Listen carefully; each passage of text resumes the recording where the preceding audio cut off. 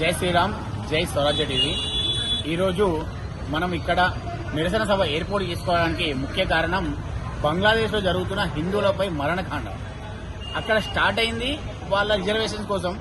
వాళ్ళ టార్గెట్ ఇప్పుడు present reservation అయిపోయింది, అన్నీ అయిపోయి వాళ్ళ టార్గెట్ మొత్తం హిందుత్వం.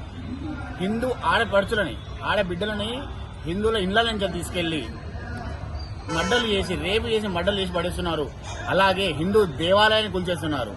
మనం ఎక్కడో జరిగింది అనుకుని ఇండియాలో ఇంకా కూడా కళ్ళు మూసుకొని నిద్రపోయి హిందువులు ఉంటే ఎక్కడో ఎంతో దూరం లేదు. ఆల్రెడీ పశ్చిమ బెంగాల్లో, కేరళలో ఆల్రెడీ ఈ విధంగా స్టార్ట్ అయింది. వాళ్ళు చాలా రెడీగా ఉన్నారు, ప్రిపేర్గా ఉన్నాడు. ఇప్పటికైనా భారతీయ హిందువులారా మేల్కోండి.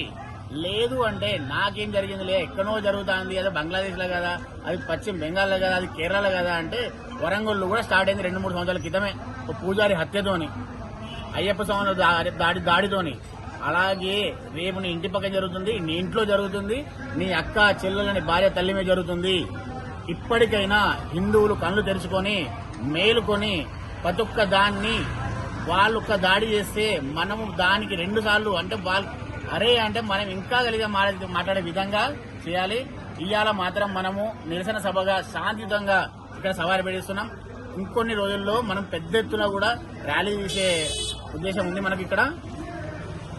దీని గురించి భారతీయ హిందువులందరూ మేలుకోవాలని చెప్పి కోరుకుంటున్నాం. Save a life. Download uBlood app. uBlood for the new blood.